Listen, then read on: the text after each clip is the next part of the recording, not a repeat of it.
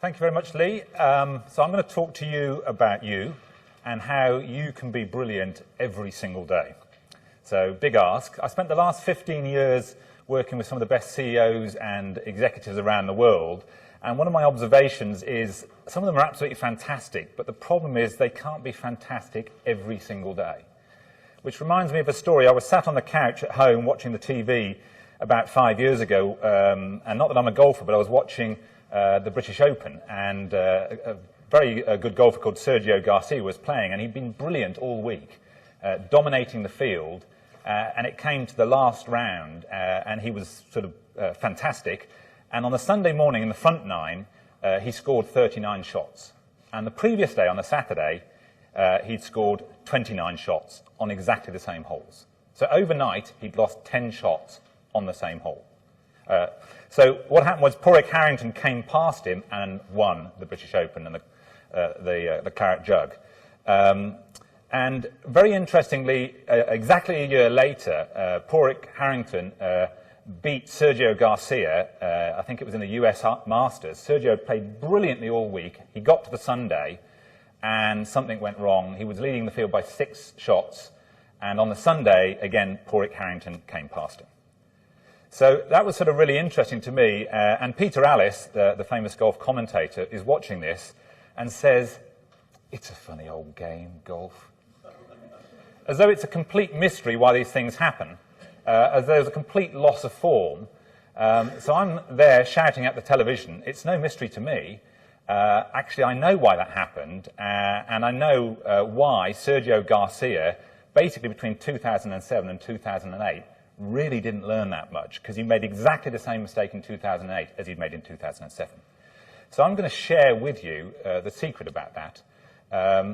Some of the things that we've been teaching executives, bringing in some neuroscience, which is my background, and going to reveal some secrets as to how your system works. So we're going to go through that, and then I'm going to break with TED tradition at the end of the talk, and we're going to have a bit of a live demonstration of something. But I want to just give you the sort of model that we work to that starts to explain why Sergio or anybody may lose performance, or why you may lose performance, and what you need to do to maintain your brilliance every single day. So if we're all after the same goal, we're after improving our performance in some way, or the results in some way, and it doesn't really matter what kind of results we're talking about, whether we're talking about sporting results, whether we're talking about business results, academic performance, relationship performance, sexual performance.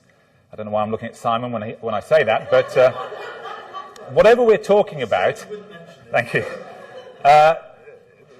What is going to improve our performance? Well, first and foremost, in order to change the result, you've got to focus on people's behaviour. So we've got to do things differently in order to get a different result.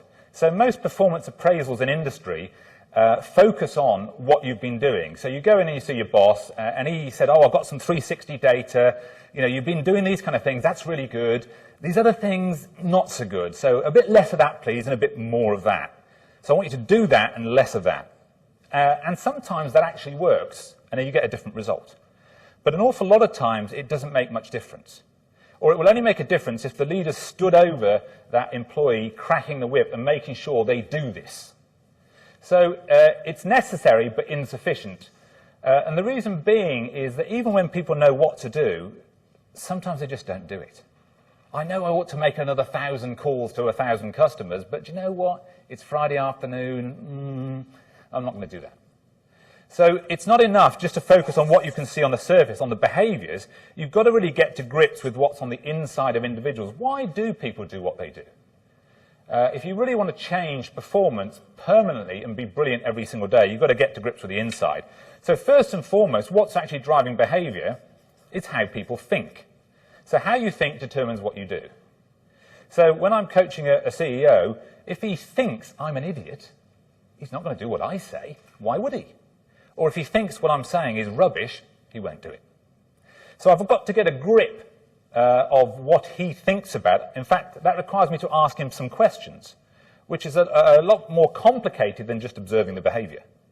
But our view is if you don't get to grips and start to ask some more detailed questions, you won't get a sustainable change in the results. It won't last. You'll get this variance in performance, this form loss. So you've got to get to grips with how people think about you, about what you're saying, about the world. But even if you did, it's not enough. Because there's something more fundamental driving how people think. So how you think is really hugely influenced by how you feel. In fact, these two things affect each other. Thinking affects feeling and feeling affects thinking. It goes back and forward in a loop. But the dominant factor really is feeling. So for a whole bunch of neuroscientific reasons we haven't got time to explain, actually, if you want to change what people do, you've got to change their thinking. If you want to change their thinking, you actually have to change how they feel. This is a much more significant impact on that than the other way around. So if you feel anxious, for example, it's no good me saying to you, don't worry. Right, you'll have experienced that doesn't work. Oh, I'm doing this exam. Don't worry. Oh, do you know what? I hadn't thought not to worry. That's the answer then. Oh, not worry. Oh, good. How much was that? There's the check. It doesn't work like that. You've all experienced that if you feel anxious, you feel anxious, and no amount of don't worry is going to help you. In fact, it often makes you worse. All right, you'd say don't worry, I'm worried. So the real active ingredient is you've got to change this. Still not enough. There's something more fundamental driving how you feel, and that is your raw emotion. So you've got to change the emotion in order to change the feeling, in order to change the thinking. Now, you may be sat there wondering, well, hang on a minute, feelings and emotions, that's the same stuff, isn't it? It is not. Right? So many people don't realize, and particularly many of my own friends in science and medicine don't realize that feelings and emotions are not the same thing. In fact, many people don't even realize feelings and thinking are not the same thing, particularly men. Right? So you ask many men to tell you how they feel, and they tell you how they think because they don't understand the question. Right? So you can see most of the women in the room nodding, that's true, that's been my experience. And most of the men sat there going, what? What's he talking about? These are not the same phenomena. Thinking and feeling are not the same thing, and feelings and emotions are not the same thing. So if you want to change the result by changing the behavior, there are multiple levels, and even if you got to grips with the emotion, still not enough. There is something even more fundamental. Down here in the basement of the human system is your physiology. So the reason you get variance, like Sergio did in his performance, is there are multiple levels that Sergio Garcia hasn't got control over. He's just concentrating on his technical putting performance, or the way that he drives the ball. And he hasn't got a grip of any of this other stuff. And even if he's telling himself and rehearsing mentally, oh, I'm a good golfer, I'm a good golfer, I'm a good golfer, it's not enough, because there's still 3 levels that he hasn't got a grip of. So if you want to be brilliant every single day, you've got to get a grip of every single level. And that's how you crank out your A game every single day. So let's just work from the back to the top. So if we start with physiology, what is that? That is just simply streams of data. That's all physiology is. It's data streams. So as I'm talking to you right now, most of you are getting streams of data coming into your brain about what's going on in your body. So some of you had the cupcake at the break, and you'll be getting a signal from your gut saying, oh, sugar, we got sugar. And it's coming into your brain, telling your brain what's going on in your gut. Right? Some of you are then getting contractions around that cupcake. So you've got pressure waves being created, telling your brain about what's going on in your gut. So these are all just bits of physiology. So they're just data streams. As some of you might write or type, you've got joint position sense going up the nerve channels into your brain, telling your brain about where your fingers are. They're just bits of physiology. So it's just streams of data, if you will. So what's an emotion? Well, emotion, if you take all the streams of data, whether it's coming from your gut or your joints, or your heart, or your lungs, if you take the data from all the streams, all the bodily systems, and it comes into your brain as electrical signals, electromagnetic signals, chemical waves, pressure waves, take all of those signals from all of those systems, that's what an emotion is. It's simply energy, E, in motion. That's all an emotion is. So we all have that, even us fellas. We've all got emotions. Every second of every day, there is an energetic state going through us. Because we're constantly digesting, we're constantly breathing in and out, our heart's constantly beating. It's happening all the time. So we've got energy in motion every single second of every single day. But we may not all have feelings. Feelings are the awareness in our mind of that energy. And that's where the problem is. The energy may be there, but we just don't feel it. So, for example, if you take a very common experience of most people, if we look at what is the energetic signature, if you will, of something like anxiety. So what goes on physiologically when we're in a state of anxiety? If we look at the heart rate, it's fast. The heart's going boom, boom, boom, boom, boom, boom, boom, boom, boom. What else is happening? What's happening in the mouth? The mouth's dry, so you're talking as though you've got cotton wool and you can't get the... That's happening. What's happening in the palms of your hand? They're sweaty. What's happening in the gut? It's churning. These are the specific physiological constituents of that thing that you would know as anxiety. And then I ask you, how do you feel? And you say, all right. So all that data's there, you're just not feeling it. And if you're not feeling it, it's altering what you're thinking and how well you're thinking it, which is changing what you're doing. But you don't realize that because you feel all right. You're not noticing any of that. You're just thinking what you're thinking and doing what you're doing. So what we're saying is that the brilliance every day requires on you to tune in to what's happening down here at the physiological and the emotional level, and not only become aware of that, but get control over it. Because most of you do not have the control at that level. In fact, very few people have got control of any of this stuff on the inside. And even when people have been highly trained on regulating their behaviour, even they haven't got that much control over this. So that's the source of your brilliance. If you can get control over the whole thing, you can crank out your A game every single day. So how do you get control? Well, we've first of all got to start with which bit of the physiology. Given that so many different signals, where are we going to start? Well, we're going to start with one specific signal, which is the electrical signal of your heart. So your heart beats. So when your heart beats, ping, ping, ping, ping. If you watch, the medical programs, before it goes beep, which it always does, doesn't it? So the ping is, the heart basically contracts and causes a spike of electricity. And you can measure the distance between each heartbeat. And I don't know whether you know, but the distance between each heartbeat varies over time. So if we look at your heart rate over time, we'll see that your heart rate will vary up and down, like that. And if you go to the doctors, he takes your pulse rate and he says the average is 70. But in taking the average, he's ignoring all the variance, and it's the variance that really matters. Taking the average, you lose all the critical data. That's like listening to Mozart and saying the average is da. Was that Mozart or was it Pearl Jam? Okay, we don't know. So it's the variance, or something that's called heart rate variability, that's key. Heart rate variability key for 3 reasons. Number one, it predicts your death. So if I measure your variability for 24 hours, I can tell you when you're going to die. So now I have your attention. All right, so we tell this to organisations, do you know what? They don't care. So we can't sell them on that. So the other reason is it predicts, if we measure HRV for 24 hours, it can tell you how much energy you've got, which is sort of interesting to leaders, because leaders need lots of energy. But the real reason that they buy, and they're interested in this, is because HRV alters brain function. So when I put you under pressure, what basically happens to your HRV is it becomes super chaotic. So basically, your brain receives a signal from your heart up the nerve channels, which when under pressure becomes super chaos. The consequence of the super chaos is it shuts off your frontal lobes and you have a DIY lobotomy. So under pressure, you lobotomize yourself. It's as though you've suddenly taken the stupid pills and you go, like that.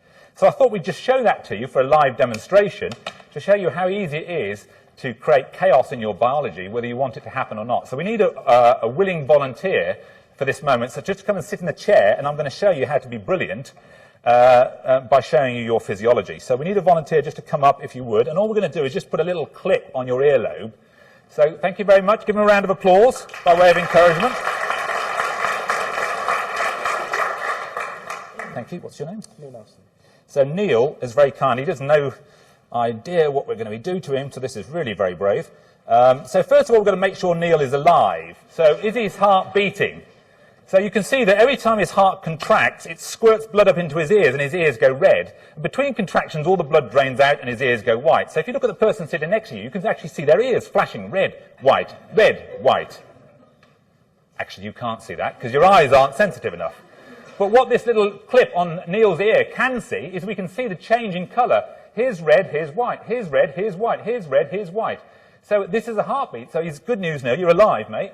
The heart's beating away. Boom, boom, boom, boom, boom, boom. So the heart's beating. And so what the software does measures the distance between each one of those beats, and based on the distance between this beat and this beat, it calculates its heart rate. It says it's 76. Then it calculates it again and again and again and again and again. And you can see that his heart rate's bobbling along about 75 beats per minute. So pretty relaxed. Sat in a chair, your heart rate should be doing about 75 beats per minute. Okay, so what we're going to do in a moment is we're going to put him under a little bit of pressure and see how well he copes with that kind of pressure. Are you good under pressure, Neil? Oh, we don't know. Well, we're just about to find that out, aren't we? So let's see how well he does under pressure. We haven't started yet, and already his heart rate's kind of creeping up to about 90. So you said, well, what are we going to do here? We're going to give you some mathematics. How good are you at mathematics? Quite good. Oh, he's quite good. So this will be no trouble, right? So look, he thinks he's quite good, but his heart rate's now... I'm good. I'm quite good. Right? He's gone off the charts, and now he's settling back down, and you can see there's a lot of chaos going through his system right now. So even though I'm good at this, that is a natural physiological response to a challenge. You put somebody under pressure, the physiologist, whether he wants it to happen or not. You see, he might look like he's in control. He is not. In fact, I am the puppet master, right? I'm pulling his strings whether he wants me to do that or not. So at the moment, there's a bit of uncertainty. The physiology is sort of settled around about 80, slightly higher than it was before, because he doesn't know what's going to happen. So let's see how well his brain actually functions under pressure. So let's see how good at that maths he really was. So what I'm going to do is I'm going to count out loud backwards, subtracting threes. I'm going to start you off at a certain number. I want you to take away 3, then give me the answer. Take away 3 again, give me the answer. Take away another 3, give me the answer. And keep going, serial subtractions of 3s without making a mistake. And if you make a mistake, it's 50 quid. Okay, so financial penalty for every error. Okay, so is that all right with you? Okay, so no problem at all. We're going to count out loud backwards, subtracting 3s. The mention of 50 quid, look, the heart rate's crept up here to 120, just the tension in the system. So again, I'm just talking to him, that's all that's happening. And actually, by me just talking to him, physiology chaos is kicking in, and that's going to be sending a signal from his heart to his brain that's going to be inhibiting his brain function. We'll see that. So as fast as you can, without making a mistake, serial subtraction of 3, starting off at 300. Go, come on, 300. 10. Come on, faster. 286, 270, 80, 275, 284, 273, 286, what? Well done. Give him a round of applause, everybody.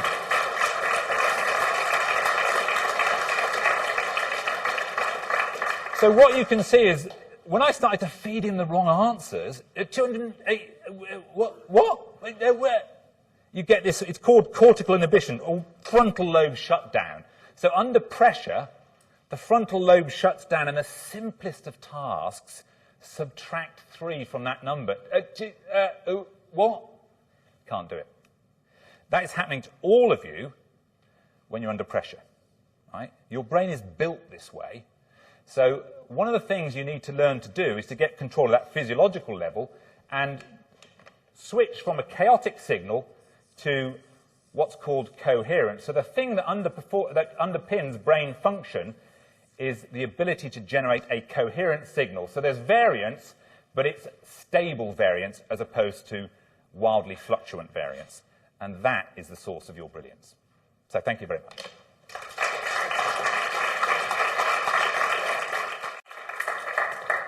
Well, this is kind of nice, isn't it? Because 18 minutes is incredibly difficult to contain what you want to say to 18 minutes. Well, it is for me anyway.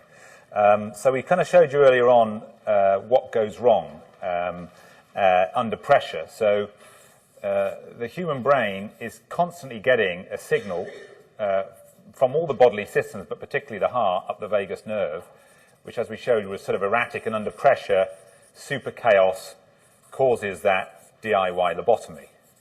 So you're all built that way, and you'll have all had the experience when somebody kind of puts a challenge to you, and it doesn't really matter, as you saw, how small that challenge is. And it can be any type of challenge, you know, a challenge to your point of view, a challenge to your ego, a challenge to your relationships. Any type of challenge causes the physiology to go chaotic, causes the frontal lobes to be inhibited, and you become suboptimal straight away. And what's kind of interesting about that is that when the brain's inhibited, it also inhibits your perceptual awareness, so you don't realize it's happened. Right? So you can come out of a meeting and think, oh, that went well. And everybody's going, what do you mean that went well? You were rubbish. Right? But because your awareness is inhibited, you don't realize how rubbish you were. right? So it's a bit of a catch-22. So this is really what the phenomena that underpins, lots of different things that you'll have seen and experienced yourself or seen on television. So stage fright. People get stage fright, can't remember their words. Kids go blank in an exam. It's the same phenomena. My personal favourite, Family Fortunes. If you've ever watched that show, Family Fortunes, you have the two people sit at the front. We've asked 100 people in the street to name something you put in a jacket potato. Jam. It's hysterical. When your frontal lobe's inhibited, you say anything. And it's really funny. Anne Robinson, The Weakest Link. She throws you a simple question and then stares at you, and you blurt out any old sort of rubbish. So when you're, up with your boss, even he might be the nicest boss in the world, if you're feel a little bit under pressure, you suddenly discover you're talking rubbish, right? Sometimes you even have that awareness, you almost sort of see yourself coming out with the most ridiculous nonsense. You think, why is this happening? And it's because you're built that way. The human system is built that way, is that under pressure, physiological chaos, brain shut down. You're designed that way. You think, well, why are we designed that way? And the reason is, the only reason you have anything in your physiology is survival. There are survival advantages to having brain shutdown. Right? And it goes back 200,000 years. So when you were wandering across the prairie, and a big grizzly bear comes out from behind the rock and says, "Oh, human being, there's my lunch." You don't need clever thinking, right? In fact, if you stood there trying to be clever, is that the brown bear or the lesser spotted grey bear? He will eat you, right? So you need brain shutdown. Your thinking has to become very unsophisticated. In fact, it has to become binary. So you either have fight, flight, or play dead. Two choices. You either just drop to the ground in a faint, or you're prepared to slug it out or run. It's binary. Anything more sophisticated, you don't need. It will kill you. So here we are, 200,000 years later, and we still have the same biological mechanism. Right? We've basically got 200,000-year-old software, and we've never had the upgrade. Right? And we don't meet bear today, we meet each other. But in meeting each other, the same phenomena goes on. So we showed you how that chaos can cause somebody who's even good at maths, like Neil is, to not be, 200, shut up, you're putting me off, 200, becomes impossible, a simple task like that. I can tell you I did this in the office of a chief exec of one of the leading retailers in the UK, and his first answer was 298, right? And he went, "Oh no, that's wrong." And he was so embarrassed that he got the first one wrong, he couldn't think of the second one. I mean, literally sat, rabbit in the headlights. He just couldn't come up with anything. So, as I said, you're all at the mercy of that, and the point being, until you've got control of this physiology, anybody can make you look like an idiot, right? And what's worse, you're doing it to yourself an awful lot of the time, right? Your own anxiety about your own performance is actually causing the chaos, so you're lobotomizing yourself. So a lot of people around you can trigger you into a lobotomy, but most of the time you're just lobotomizing yourself, right? So until you've got control of that absolutely fundamental basic, you might be brilliant one day, you might be poor, and who knows what's going to show up that day. So right at that fundamental, the cleverness of your thinking, or your ability to read the line on a golf putt, or your ability to come up with a great idea, or how to innovate that sales process, or any of that stuff, the quality of your thought, in fact, the very things that you think, and how well you think them, is hugely influenced by your biology, right? So I'll give you a couple of live examples, and then we'll show you. We'll get Neil back out, and we'll show you how to control your physiology. So if you haven't clocked that your biology is controlling your brain function, if we held you and locked the doors, filled you up with coffee, right, what happens is your bladder gets bigger and bigger and bigger. It starts to send alarm messages to your brain, and you're getting one of these pees, I've got to pee, I've got to pee, I've got to pee. And then if you ever have that experience where you can't get out of the room, but your bladder's going to start an alarm signal, and all of that, and you haven't got Pampers on, what you'll discover is you go deaf, right? You ever notice that? You can't hear people. So you're so internally focused, my bladder's going to burst, my bladder's going to burst. You go deaf, you can see people's mouths moving, but you can't hear what they're saying, right? Then beads of sweat start to break out. You're trying to pee the urine out through your forehead, right? Your consciousness is completely eradicated, right? So that's the biology disrupting your consciousness. Well, I was in a meeting recently with a woman who was 8 months pregnant. And we were chatting away, and you saw the baby visibly ripple across, went like that. And you could see this ripple go across her abdomen. And she was chat, and then she went, oh. And for about 20 seconds, she was gone. Completely kind of left the room. And then she went, oh, hello. Sort of back in the room again. It was like her consciousness had disappeared for 20 seconds. So these are like live examples. You just think, right? But what do you think and why do you think it? So I was talking to a senior exec who's a government think tank, right? I said, oh, a government think tank, oh, that's interesting. You probably sit around with loads of clever people debating the issues of the day and trying to come up with some clever answers. He said, yes, pretty much what we do. I said, have you ever thought about why those answers, not these other answers? Have you ever thought about your own thinking? He said, oh, I never thought about that. I said, well, you're a think tank and you've never thought about thinking. What's that about? So we just think, but we don't realize that what we think and how well we think it is actually influenced by something else. So thought is really an emergent property within your system. The very things that you think, you will think different things if you're happy than if you're depressed. And how well you think them will depend a lot on the biology. Right? So if you want to step change thinking, if you want to really, double or treble the quality of your thinking, you can't do it by thinking about it. Right? Wouldn't that be nice if I said, look, I've spotted the problem for you in your life, you're not thinking smart enough, right? So I want you to go away over the weekend, come back 25% smarter on Monday morning. All right.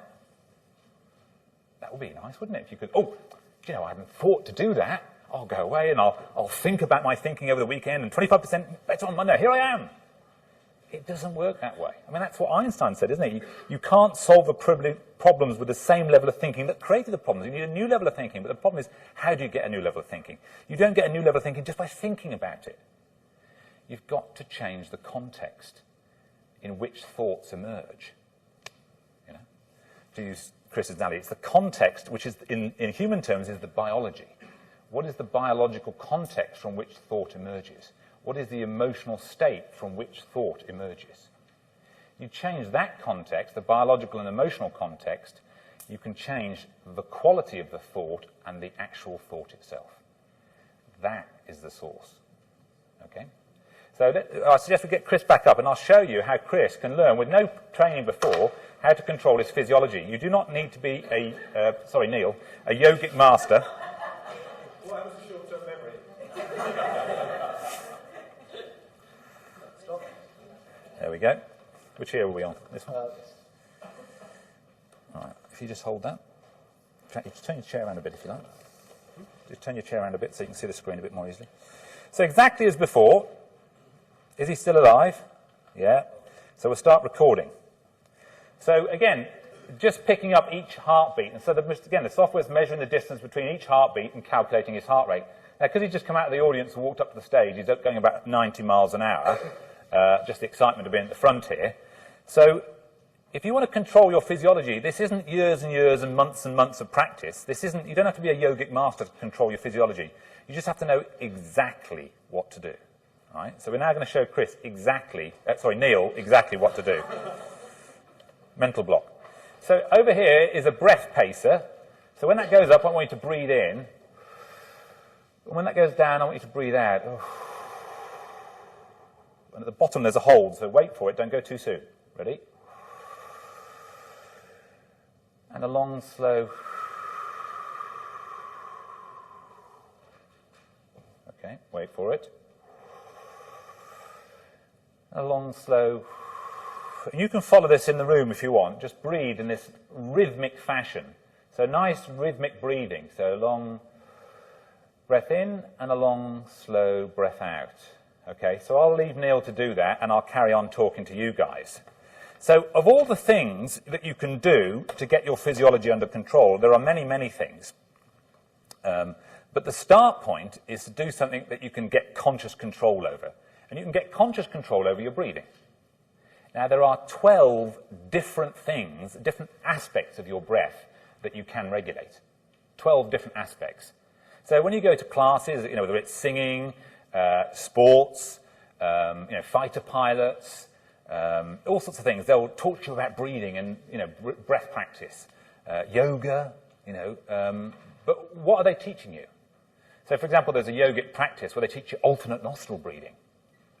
That's kind of interesting, but in my view, that's number 9 on the list of priorities, okay, of the 12.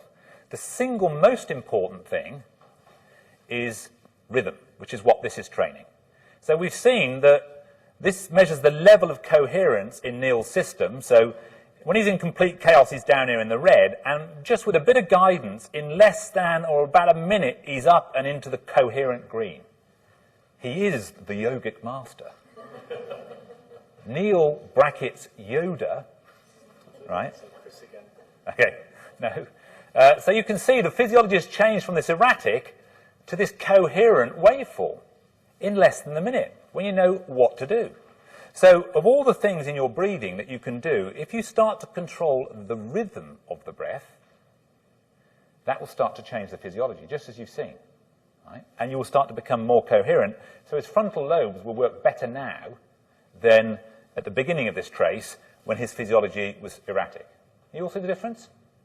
And even though the average heart rate is about the same during that period and during this period, the heart rate is the same, but the pattern is different. So when you change that pattern, you're basically sending better quality fuel from the heart to the brain, and the brain's going to work better. Right? And when the brain works better, you're more perceptive, you're more insightful, you're more clear thinking. You can understand how to problem solve. So as some of the other speakers say, you have to figure out when things go wrong, what am I going to do about this? Well, if your brain's inhibited, you probably won't come up with the idea or the right answer. But if you've got your brain switched on, you've got a much better chance. Does that all make sense?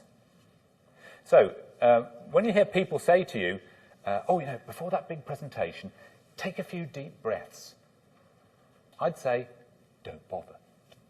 Because a few deep breaths isn't actually going to alter your brain function that much. And by the way, when they say deep, what they actually mean is large. They mean large volume breaths is what they mean, because depth is really where the air in the lungs is going. And what they mean is a few big breaths. But even volume is only about number 5 or 6 on the batting order. The number 1 priority is rhythm. Take a few rhythmic breaths, that will start to change your physiology. So you can put this to the test, right? Next time, before you may have to make a difficult phone call, rather than taking a few deep breaths or even a few large breaths, take a few rhythmic breaths. And rhythm really means a fixed ratio of in to out. And it doesn't matter what that ratio is, so long as it's fixed. So this is 4 seconds in, 6 seconds out. 4, 6, 4, 6, 4, 6. You could do 5, 5, 5, 5, 5, 5, 5, 5, so long as it's fixed. What you don't want is 4, 6, 5, 5, 8, 3, 3, 7, 2, 5. That's erratic breathing, okay? You want a fixed ratio. And then once you've got a rhythmic breath going, the second most important thing is smoothness. Because you can breathe rhythmically but staccato, so you could go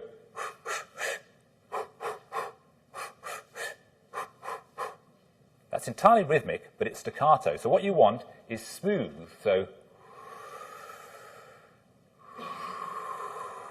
which is a fixed volume per second round the entire cycle, right? So just as we probably both rowers, and my sport was rowing, that's what they teach you. So how the rowers are going to win us all the gold medals in the Olympics in 147 days, thank you. The first one's in 151 days' time. Okay, 151 days. They'll teach you, when you ever learn to row, blades in the water, blades out the water, in, out, rhythm, right? And then once you've learned that rhythm as a novice oarsman, the next thing is once the blades are in the water, even smooth pressure through the water, right, all the way through the stroke. What you don't want to do is put blades in the water, pull really hard and let it drift a bit, and pull really hard at the end, because the boat will go like that. In an even pressure, and the same with Chris Hoy on the bicycle. If you look at the metrics that are done around Chris Hoy, right, so I don't know whether you realise this, but everybody, when novice cyclists think it's just about the kick down, right, but then it's the drag and it's the lift. And actually, it's a circle. So if you look at the metrics on that, they've got to go circular and get as much pressure evenly applied around the whole cycle. So you'll see the Olympic cyclists will have a smooth and even force all the way around the loop. And those are the guys that win the gold medal. So, you know, it's smoothness through it. So exactly as we've got here is if we can, rather than go, and then go. So he might have rhythm, but has he got smoothness? As he gets smoothness better, he becomes more and more coherent. So rhythm and smoothness, exactly as you would cycle, exactly as you would row, gives you the most powerful effect. Does that all make sense? So one other thing, if we've got time, we probably have. I'm just yapping because we don't have lunch till 1 o'clock, so I might as well tell you something.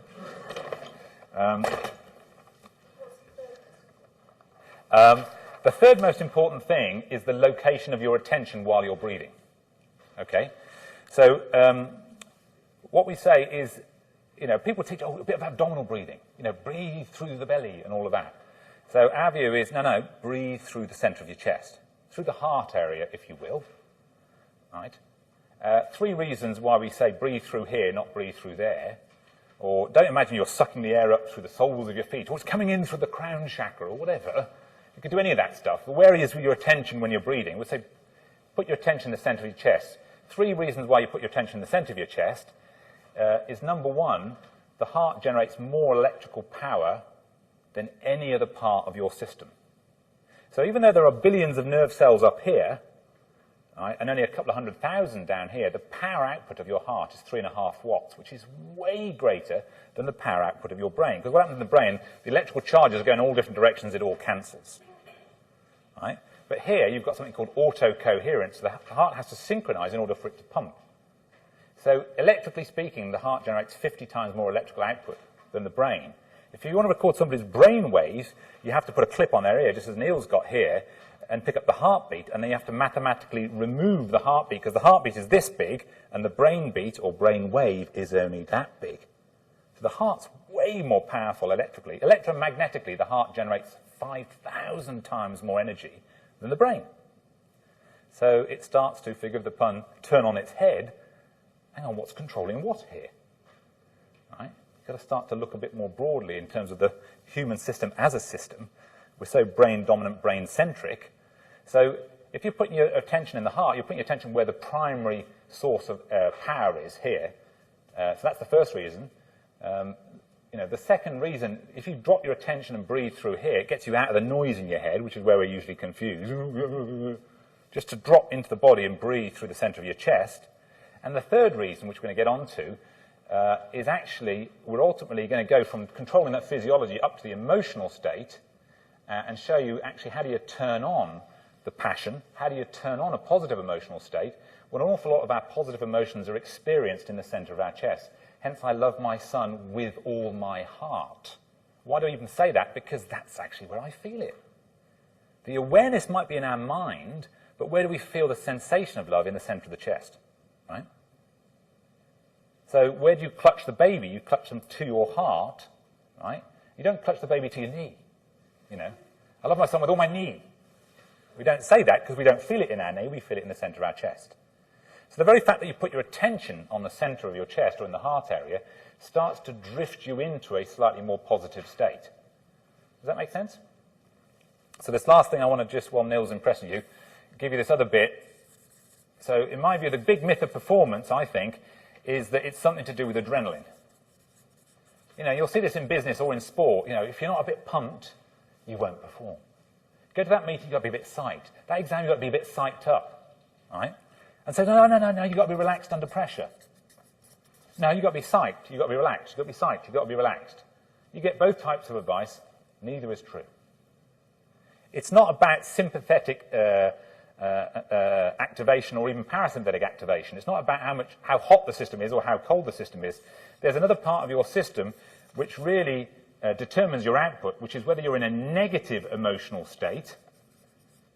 So if this is adrenaline and this is a chemical called acetylcholine, ACH, negative emotion, right, underpinned by the hormone cortisol, or positive emotion, underpinned by the anabolic hormones like DHEA, dihydroepiandrosterone, banned substance in the Olympics. You get caught taking those tablets, you're out.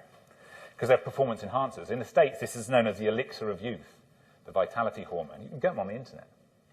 Right? DHEA tablets. Point is, you don't need them. Right?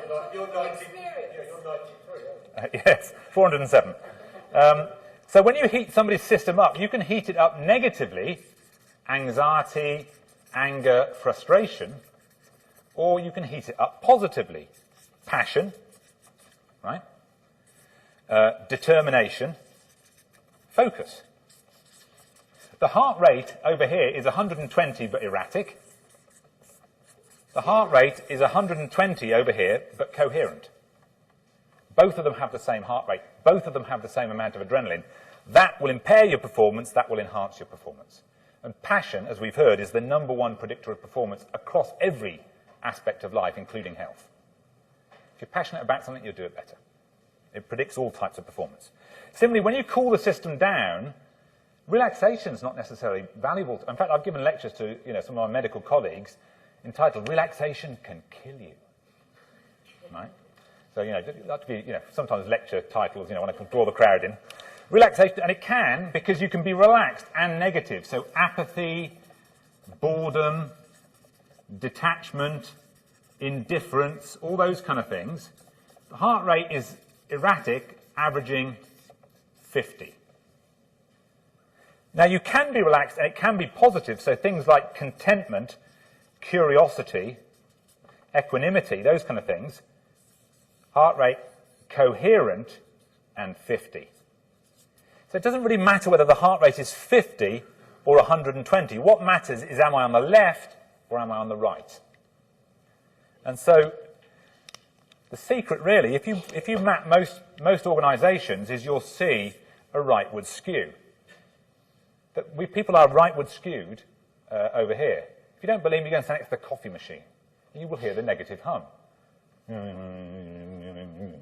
you know what so-and-so said to me yesterday? He didn't say that. That's outrageous.